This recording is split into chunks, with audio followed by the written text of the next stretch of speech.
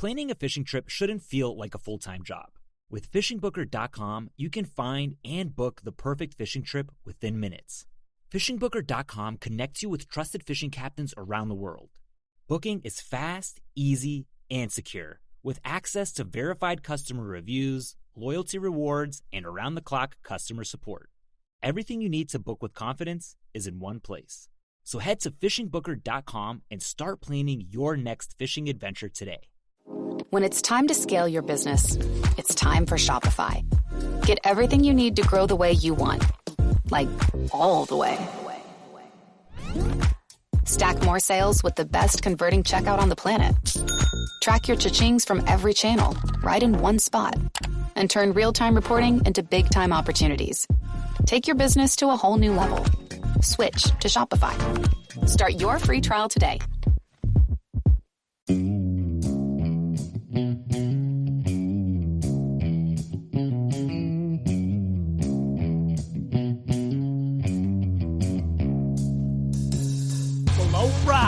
Welcome back to the Survival and Basic Badass Podcast with Kevin and Chuck.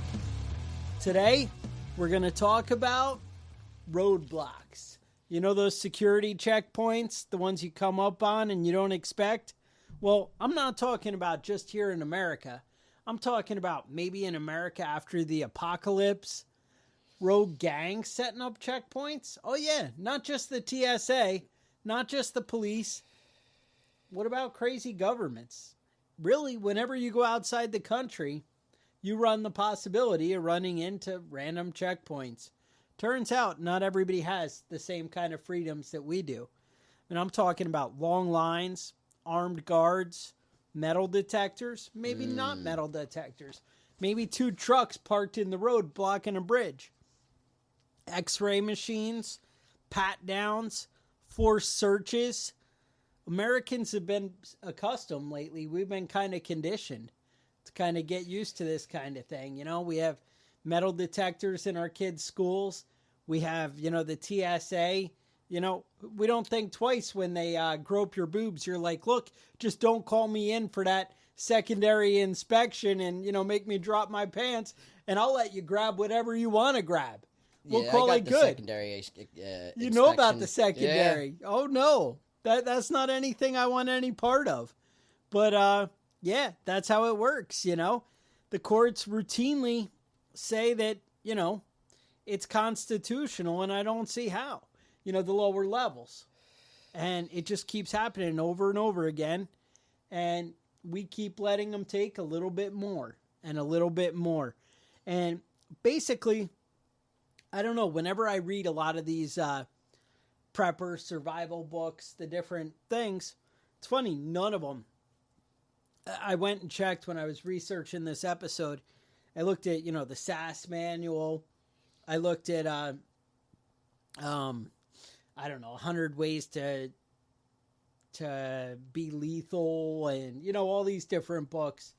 I don't know. I have a bunch and now I can't even name any of them. I don't know what they are. I have SEAL survival and, all these different manuals, and none of them had anything on negotiating a checkpoint.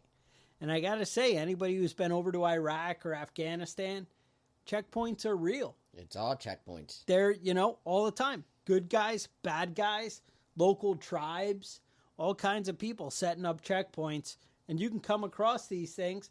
And honestly, you should maybe give some thought on how you're going to deal with it. The number one answer on those sorts of things I saw, tell them you're a journalist. Yeah? They like journalists? They like journalists, apparently. I'll put your picture on Time Magazine, motherfucker. So, that's the kind of thing, though, is you need to, understand this and just realize it's a possibility and think about it beforehand. Because I got to tell you, all these books I read, anything I ever see about kind of when the government collapses, when the law goes away, basically people make their own law. And you know what? They want to protect their families. They want to protect their community. And some of them just want to get food to survive. But what they do is they look for the main thoroughfares and they set up and they stop people. And they say, hey, where are you going? Are you going to be a problem for my family and my friends? Or maybe, hey, you got stuff, I need stuff, let me take it from you. But you have to figure out in the spur of the moment, which one is it? You know, who is this guy? Is this a nice guy just taking care of his own? Or is this somebody I should shoot in the head before I even get there? These are all real things. And then there's the regular checkpoints we face in America. You know, more and more you got your DWI checkpoints, your TSA checkpoint to get into the airport, all these things. How do you do it? How do you get through? What are the tactics to get you through without trouble? Well, I think the best way to approach this is kind of really understand what goes on at a checkpoint and what a checkpoint is. And I think the best way to get into that, Kevin had some notes on how to set up a checkpoint. Yeah, you want to get into that?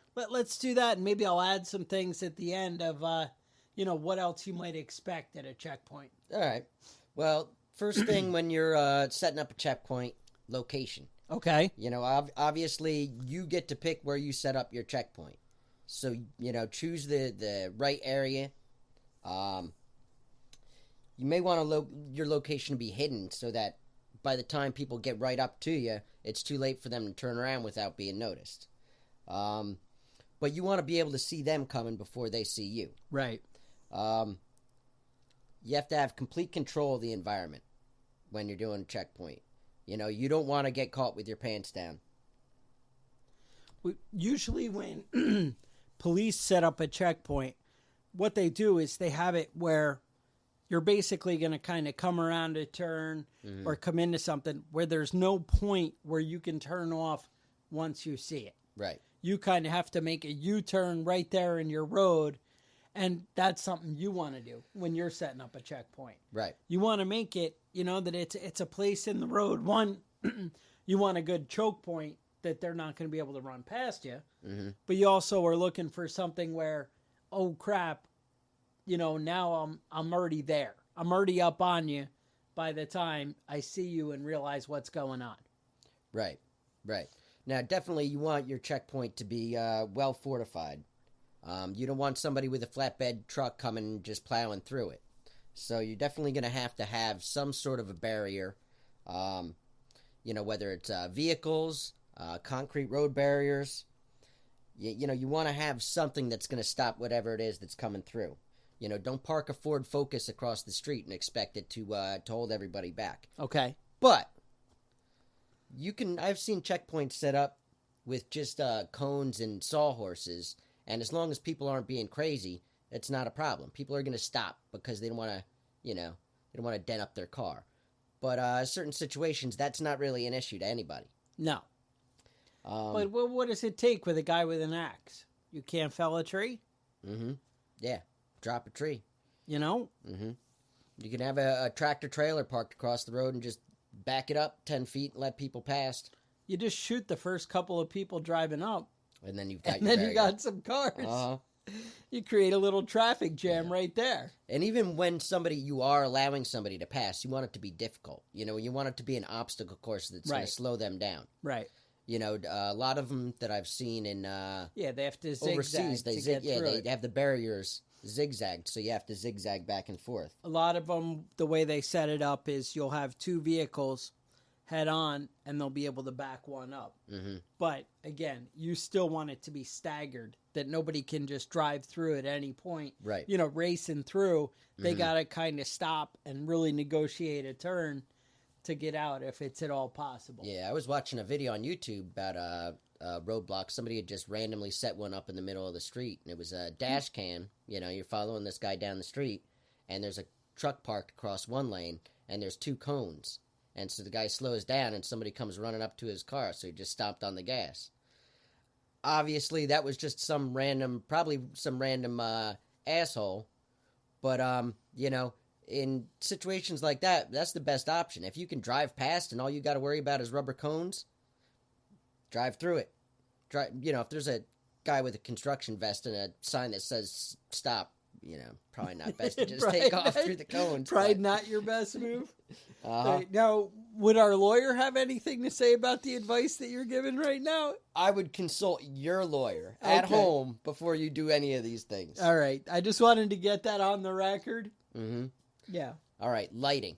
You want to set up your lighting so that it's a distraction to the people approaching the checkpoint. So those lights are facing forward. Facing them, right. But you don't want, you want to be able to see what you're looking at, obviously. Right. See what's coming down the street. So I can use my 10,000 candle power. Yep. Nice. All right, so let's talk about fortifying your checkpoint. All right. You can use anything from concrete barriers to vehicles to block the road, but it must be able to stop any vehicle that approaches. Roadblock isn't effective if you can simply drive around it.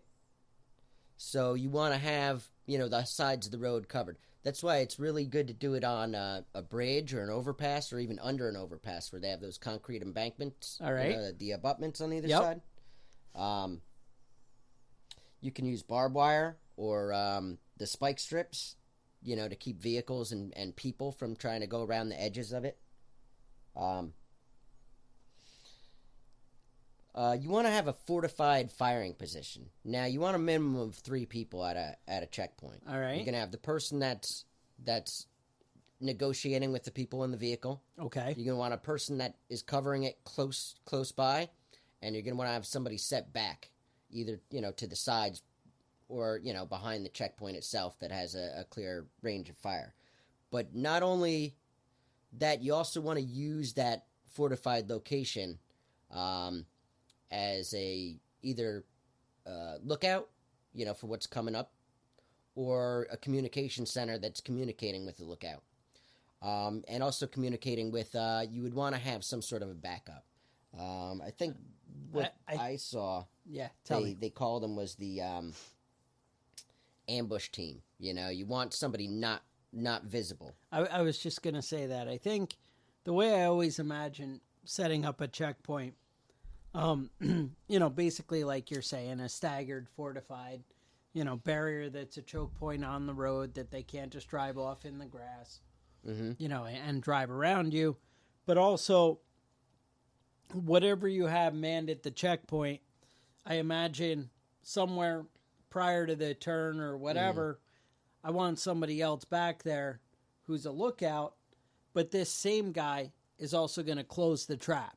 Right. So once people pull in, I want to be able to put another vehicle across the road behind them. Right. And that's with that other guy. And he should have cover and, that he can be shooting from and ready to, secure on the backside.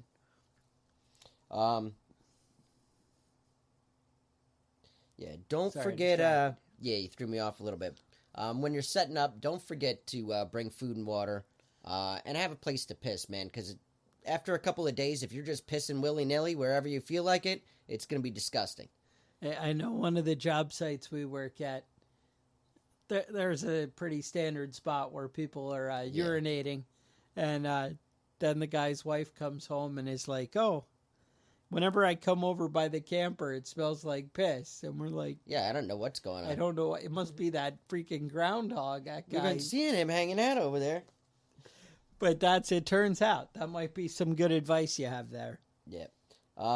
Vehicles should be forced to slow down before they're approaching you. You can do that with obstacles. You can do that with you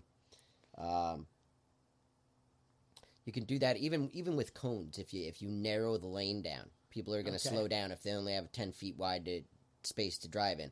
And believe it or not, cones are really effective. They are. I don't know what the reason is, Something but they see in that your orange mind cone. that, yeah. Yeah. All right, let's now when you're at the checkpoint, you're manning the checkpoint. Always stay calm. Always be polite to the people you're dealing with. Always have backup, and always be in control of the situation. So, this is, we're talking about 3 people manning a checkpoint. You really want more than that if it's at all possible. 2 people manning a checkpoint is just not going to be effective. Any sort of curveball that comes your way, you're going to be up to your neck in shit. Well, I think when you're looking in somebody's car window, you need somebody who has your back from the other side. Right. You need a guy while you're checking it out who's looking in and able to see, what they're doing and what they're trying to hide from you. Mm-hmm. Now, do you want to talk about searching cars? Yeah, let's get into that. What do you got? All right. So what you're going to want to do first is make sure the engine's off and have everybody out of the car. Okay. Check IDs, see if they're somebody that's supposed to be where they're supposed to be, or where they are, or where they're going. All right, I like that. Have the vehicle operator and the passengers exit the vehicle, checking for weapons as they go. And I think I kind of like get their story and then get their IDs. Mm-hmm. Obviously you're the policeman. You're worried about time. You might want to grab their IDs and give them to your partner to go check things. But in the end of the world, when, that stuff's kind of starting to fade away, get their story and then push them to produce an ID and see what happens. See how things jive. Is that really his wife? Is that really his kid? Right. You'll be able to kind of catch them in the, let them dig a little bit. If you don't have a computer to back up what the ID says, let them fill the story they want to fill and then ask for the ID afterwards. Ask for the ID, and you can kind of get a better grasp on things. Mm-hmm. You're going to want to stand back and have the operator open the hood. I like the that. Trunk and the doors. You're going to want to stand back because you don't know what's underneath the, a clever the, man the might trunk hide. And you don't know a what's knife going to underneath come out his, Mustang. from under there. Yeah. I saw that in Road Warrior that one time. I don't know if you caught that. All right. So, all right, let's look under the hood. All right. What you're going to look for is extra wires that shouldn't be there. Oh. You're going to want to check the air filter. That's apparently is a great spot for really contraband. Shit. Yeah. All right. Didn't think about that until I started researching this. Gonna check the trunk.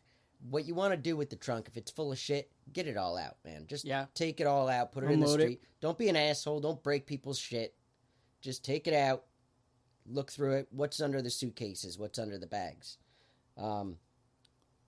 Check the interior, under the seats, glove box, center console. You know where to check, Yeah. Go through the car thoroughly, see what you Think find. of where you hide stuff in your car. Mm-hmm. Now, final last thing you want to do is check under the car.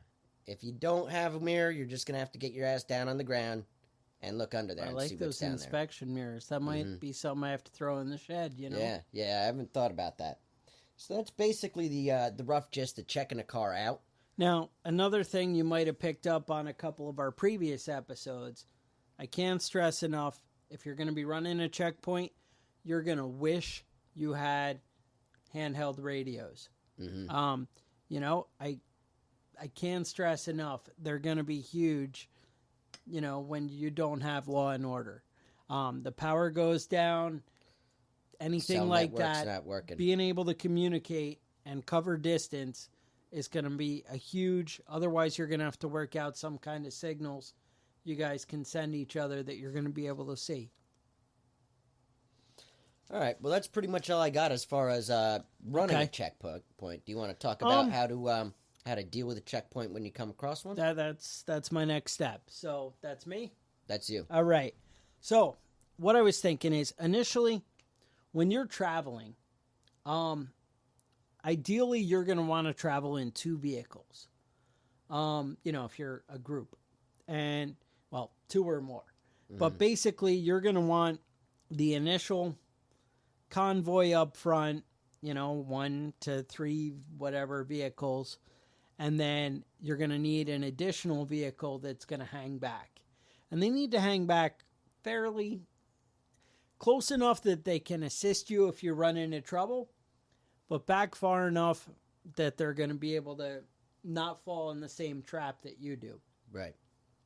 So typically you're going to want something like a quarter mile. A quarter mile back.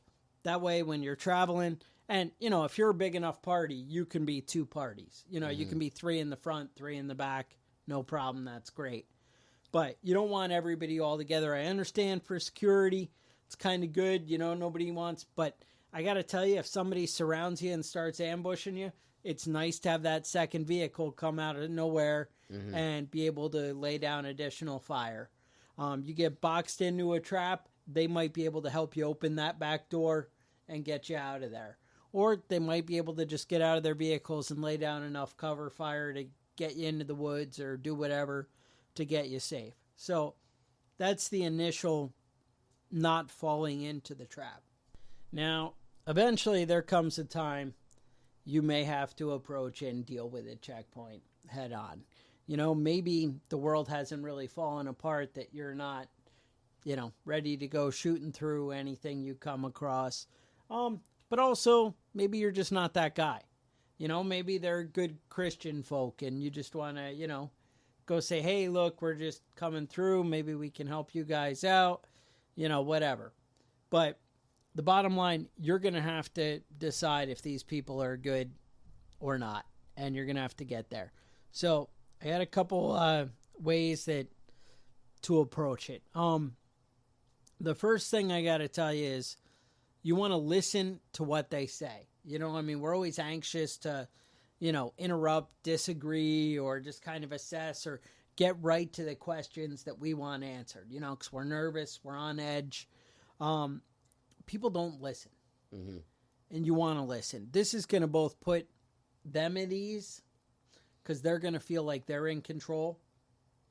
And it's going to help you get more information. You know, there's always time for questions when they stop talking, you know. You want to nod your head. Just kind of acknowledge, yes, you know, yeah, I understand what you're saying. You know, kind of reassure them you're on board and you're complying. Because, again, you're not trying to escalate. I mean, I don't care if you're at the point where in 20 seconds I'm going to shoot this guy in the face. Right now, you need to be compliant. It's going to help you. It's going to get them a little bit more relaxed. It's going to keep reassuring them that they're in control. But you also want to be looking at, you know, their body language. You want to see what's going on. Are these people uptight? Do they look like they're ready to kill me? You know, where am I at? Yeah, and don't be in a rush because they got all day. Yeah, exactly. No, that's a great point. You know, and hey, it's the end of the world, right? So, you know, whatever. So next, without being awkward, almost repeat back the gist of what they just said to kind of acknowledge, you know. Again, you're reassuring. You're, you know, affirming that, hey, you're in control and I just want to do what you're going to tell me. And even if you see, hey, these guys are boxing me into a trap right now. These guys, I'm not saying, you know, go along with everything. I'm saying go along until it's time to not go along. Inquire, ask questions, show them you've been paying attention. You know, let's keep going and kind of get you some answers. And maybe you can do it without, you know, ask open-ended questions. Let them, you know, you don't want yes, no, you want them to kind of open up. You might say, wow, this sounds really bad. You know, everything you got going on here, that big avalanche up ahead and whatever. Is there, you know, anything we can do here to help? You know, is there kind of get a feel for things? They have the, you know, like they say, an effective pause when you're speaking to, you know, and kind of encouraging to kind of keep going, you know. Even eventually they say that the most emotionally overwrought subjects will find it difficult to sustain a like one-sided conversation, you know, and then they'll start talking, you know, and just keep, you know, little things to just encourage them and get them to open up. That's, you know, that's what you want. You also want to be looking, you know, where are they looking? You know, watch their eyes. What are they looking for? What are they worried about? That's always a big deal to, you know, kind of, hey, what's going on? What's coming? And just take it all in. And basically if they're like, oh, you know, you need to go this way and we need you to head on down the road, whatever. If you can get out of their sight and then take off another way or do something different, you know, you feel it out. You decide what's right. You know, if they're like, oh, the bridge blew up over there and you should go this way and it's a policeman and you see smoke coming from, whatever, maybe you do go the other way. Right. I mean, that's not, you got to kind of read it, but you also need to listen and pay attention and get a feel. And then if you did set it up the way I talked about, maybe you're only your family, maybe it's you and the wife and a kid, and you're all in one car and whatever, that's no problem. But if you're not, if you got the convoy and you're traveling, tell them, say, hey, my buddies are coming up behind, after you decide it's clear and everything's good, give them a warning, show them your friends and you're here to get along. But when you're approaching that checkpoint and you see it, you should be calling back to your second vehicle. Hey, I'm approaching a checkpoint, and if you don't hear from me in, X amount of time, you need to approach or whatever, like you can assess it with, oh gosh, there's a guy here with a 50 cal mounted in the back of a Humvee, and there's 10 guys with machine guns, and you're behind me in a pickup with 2 shotguns. Mm-hmm. They might just want to turn around, I mean, it really depends how you want to approach that. But there's other scenarios, like it may come to like bribes. A lot of these foreign countries, they're looking for some kind of payout, that kind of thing. Mm-hmm. That sometimes is an issue. You had some stuff on that, Kevin? Yeah. I've heard quite a few stories about people traveling in, different countries, humanitarian groups and things like that. And, a lot of countries, they expect bribes. The United States, you try and bribe somebody, it's probably not going to end well for you. But if you are going to do it in the United States and the world hasn't collapsed yet, go big or go home, man. Come out with thousands of dollars. Don't try and bribe a cop with $20. No, that doesn't work. No, man. Very few places in the world that bribes are legal. Yes. But a lot of places in the world where they're expected. Right. And that's actually one of the guides for that. Mm-hmm. One of the ways to tell that is actually in a place where the policemen and the law enforcement are no better off than the average peasants. Mm-hmm. When you kind of are in that world, then it might... Yeah. When you have the riffraff and then you have the upper echelon and the cops are a lot further up than the riffraff, that's probably not the way to go. Mm-hmm. But when the cops are kind of right there with the people, then that's a good signal that, hey, these guys might be down for a bribe. Yeah. U.S. dollars are great in most of the world, but it's also good to have the local currency if you can. Yeah, as a general rule, you're not going to bribe the American cops on your way through. As a general rule. As a general rule, except certain parts of New York State. Let's see here. Oh, you know what I saw a lot when I was looking through this is if you're in Thailand, just keep $100 of their currency in your pocket because that's the standard bribe for everything. Sometimes bribing with money isn't as effective as bribing with different things. Cigarettes, alcohol, things like that are more valuable at some places. Okay. Some places regular day-to-day interactions require bribes. So I'm talking about India, Thailand, Egypt, Russia, Philippines, South Africa, all of Africa. That's just standard operating procedure. They don't take bribes in China, but they do negotiate things. Now tell me about that. You're not going to be bribing anybody in any Chinese officials. Okay. But you can negotiate. You can sometimes pay for your tickets right there on the spot. Well, there is maybe a way to do that. There's things like that, but don't try and bribe them. They actually, when I was a kid and we used to go to Canada, they didn't like that Americans were never paying their tickets. Mm-hmm. Turns out you get a ticket, be like, and just, whatever. I'm not coming back here. I'm not going back to Canada. So it used to be the policy. Again, this is 30 years ago. Mm-hmm. It was 30 years ago when I last, Yeah. But you used to have to pay on the spot. On the spot. And there's certain places in the Midwest where it was the case. Take you to jail kind of thing. And you can arrange for it, Now, if you're hesitant and you're trying to feel out whether or not you can do a bribe, like, you unless they directly ask you for money. It's hard to just say, hey, do you want money for this instead of you hassling me? What you might do is ask for some help, ask for some directions, and then offer to tip them for the help that they've given you. Right. They say it's best to never say, this is all I have, because then you have nowhere to kind of go from there. Right.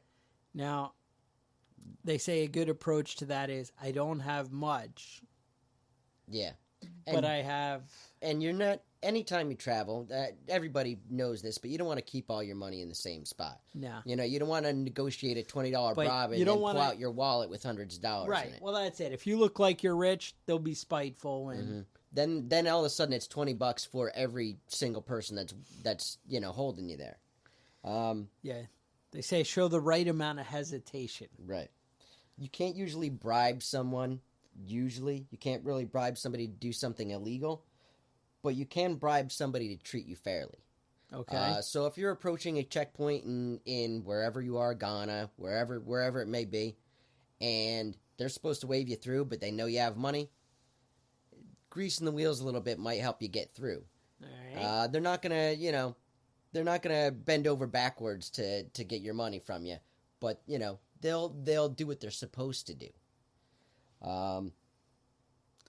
I've heard a lot of the time bribes are really just big tips. You know what I mean? Nothing wrong with a tip. It's hot. They're out in the sun. They might need some money for some refreshments afterwards. Yeah. And usually the bribe really does just depend on how much money you're willing to give them. And, if you're too hesitant and you're coming out with counting up your singles in your change drawer, they're not going to let that slide. So come out with the real money with the bribe. You know what I mean? If you're making a bribe, make a bribe. And that's really all I got about bribing people. No, I've very rarely had to do it, and I don't think I've ever bribed anybody except for a bartender in the United States.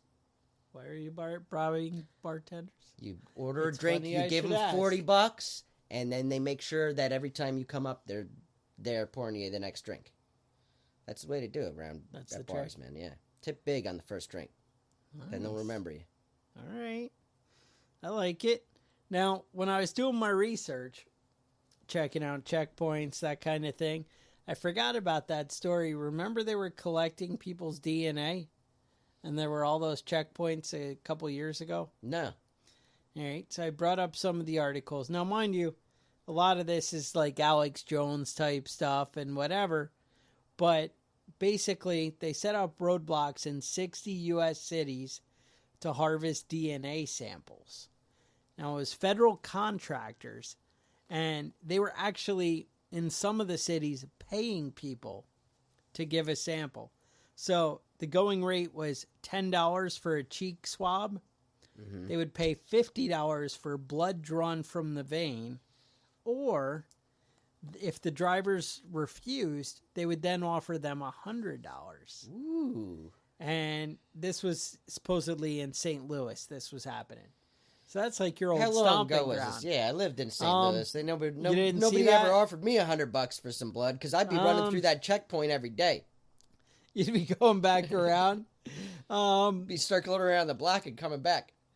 Yeah, I'm looking for dates. No, I remember hearing these stories a while back, but I'm looking for a date on the article I snagged. If you're in St. Louis or East St. Louis and you're setting up a checkpoint and you stop a car and you don't get shot in the face, then you should count yourself lucky. I don't know about cheek swabs.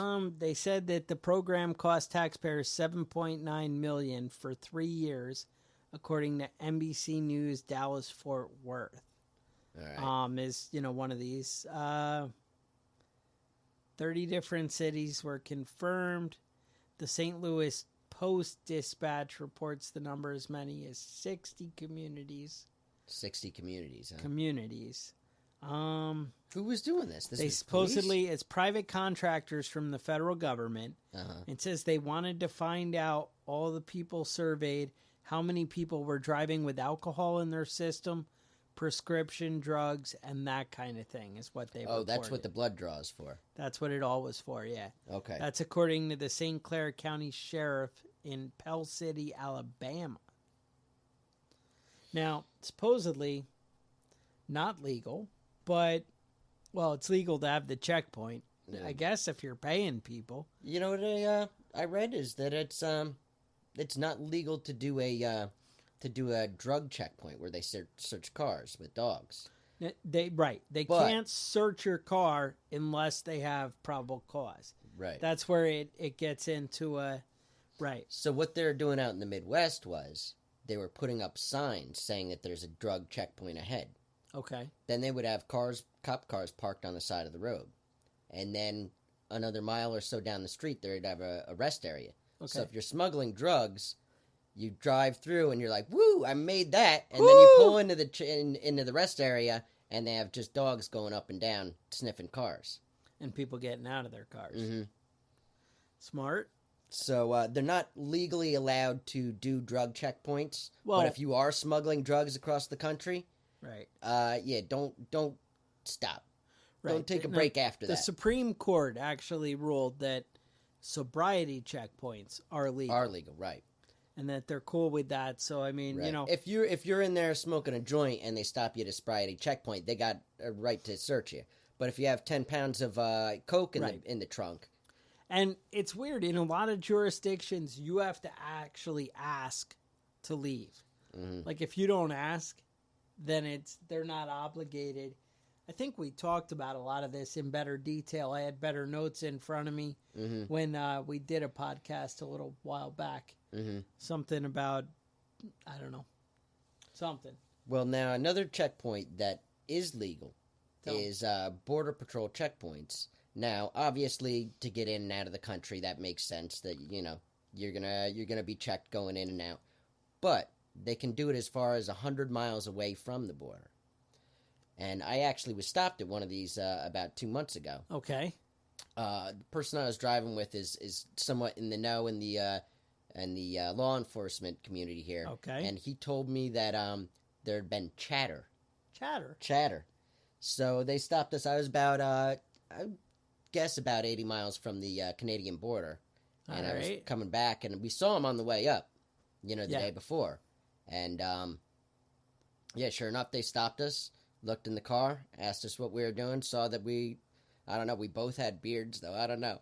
But they saw we weren't, Arab or, Oh, well then. And we weren't chattering, apparently. We weren't chattering? Yeah, so they basically just asked us what we were doing and waved us through. But you are required to stop at those checkpoints. Okay. Sobriety checkpoints, required to stop. TSA checkpoints coming in and out of the country, required to stop. You don't have to stop for drug checkpoints, but again, they don't actually do drug checkpoints. And if they're shooting you in the leg, I mean, you might want to stop. Yeah. I'm just putting that out there. And the truth is, I hate to say this, but if you don't have anything to hide, then you should just stop. Not that you shouldn't have something to hide, and if you want to be a smart ass, you can argue with those cops all day. But it's not going to end well for you. No, it usually doesn't. Yeah. You might want to have a good lawyer on retainer if that's your plan of attack. You might want to have him in the back seat of the car. Saying, with a video camera. Yeah. So, as far as that sort of stuff goes, regular law enforcement, they're just doing their job. Be a good citizen. There's no reason not to be. Okay. But, don't let them push you around either. Sounds good. I don't want to drone on. I want to focus on the right stuff. Mm-hmm. We like to keep you guys happy, excited. Now, I don't know if you guys remember, but last week we mentioned Seabag Locker coffee. Mm-hmm. Been drinking it all week. I'm loving it. Yep. Nice way to wake up in the morning. Mm-hmm. I've been fueling up every morning on it. Now, I feel bad. I think last week I didn't mention that, I said there were three of them. It was Don and his wife Penny. Right. And I can't remember. The brewmaster. The brewmaster. Uh-huh. I can't remember what his name is. But my point is, I didn't mention that Penny was also retired Navy. Oh, she's retired. I thought she was still active. I think active. she's retired. She's a chief, Don's right? active. She's a chief. Okay. And I think it might have been a subliminal fear of, I had a female chief in the Navy, and was a little intimidated. Yeah, I had her too. Oh yeah, It wasn't the same one, but I know exactly who you're talking about. You don't mess with the female chiefs. And so, I was just a little afraid. It wasn't because I'm mean and don't like women. I'm just saying sometimes, I get scared. Now, what was the, you just brought some coffee over. I brought some today. coffee over. That? So today I actually started, I've been drinking the Patriot coffee all week. Mm-hmm. And now I've moved into the Alert 5. Mm-hmm. And I got to say, I think this was the superior blend actually out of the two. Mm-hmm. I think, I brought you over a bunch. I think you're going to be well pleased. Mm-hmm. So what I think is, I know you guys like to take care of us. You've been doing a lot, and we're really happy lately. You guys are really showing a lot of support. And I would say, support our fellow veterans. I know you guys are drinking coffee. Mm-hmm. I'm drinking coffee. It's not expensive. It's not expensive. You may as well support people you care about. So head over to seabaglockercoffee.com and maybe put a note in the show notes, write Prepping Badass or something to let them know that, you heard about them from us. And maybe they'll put a little love in there. You know who else has been showing us a little bit of love is Seth Spanny. Yeah. Over at Spanny Blades. Retrofitted the Jungle Primitive for us. It's really a great looking knife. I actually talked to him the other day. He's very excited to do some work for us and, send us out that blade. So you can check him out on Facebook. He's really got some interesting custom designs and some excellent craftsmanship. Does some nice work, and, that's it. You can't go wrong, something like that. Custom knives. His prices seem reasonable. Seems like he knows what he's doing. I know we're happy. Yeah. You're really happy with that knife. So, yeah, I've been playing with it all week. All right. I like it. So, with that, you guys may want to check us out on Patreon. Another way you can show us a little love. Send us an email. You have any show ideas, anything you want to talk about, learn about? Maybe you want to sponsor something on the show. Maybe you want to be a guest on the show. Maybe we could start looking into something like that. You have any ideas? I've been thinking we really need to kind of expand the prepping community, kind of get people a little more involved. If you have any good ideas on things we can do or ways we can do that, reach out to us on Facebook. Reach out to us at preppingbadass@gmail.com. Otherwise, stay safe. And we'll talk to you guys next week.